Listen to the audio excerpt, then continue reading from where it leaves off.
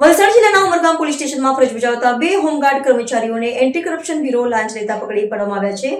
બંને હોમગાર્ડ મહારાષ્ટ્રથી દારૂ લાવનારા એક વ્યક્તિ પાસેથી 5,000ની રકમ લીધી હોવાનો આરોપ હતો. એસીબી સૂત્રોના જણાવ્યા મુજબ ફરિયાદી મહારાષ્ટ્રમાંથી દારૂ લઈને ચેકપોસ્ટ ઓળંગી ગુજરાતમાં પ્રવેશતો હતો. તેમણે હોમગાર્ડ સાથે સંપર્ક કર્યો હતો.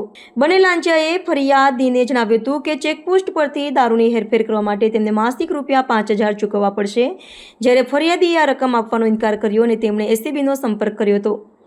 એસીબી ટીમે ફરિયાદીની ફરિયાદ પર લાંચની ટ્રેપ ગોઠવી ઉમરગામના સંજાણ 4 રસ્તા પાસેની એક ગલીમાં ફરિયાદીએ આરોપીઓને લાંચની રકમ આપવાનું નક્કી કર્યું. આરોપી નંબર 1 સાથે થયેલી વાટાઘાટો દરમિયાન ફરિયાદીએ રકમ ઓછી કરવા કહેતા આરોપીએ ₹500 ઓછા એટલે કે ₹4,500માં સહમતિ જણાવી અને ₹4,500ની રકમ સ્વીકારી. ત્યારે એસીબીની ટીમે બંને આરોપીઓને લાંચ લેતા રંગે હાથ પકડી લીધા. લાંચની સંપૂર્ણ રકમ જપ્ત કરી આગળની કાર્યવાહી હાથ ધરી છે.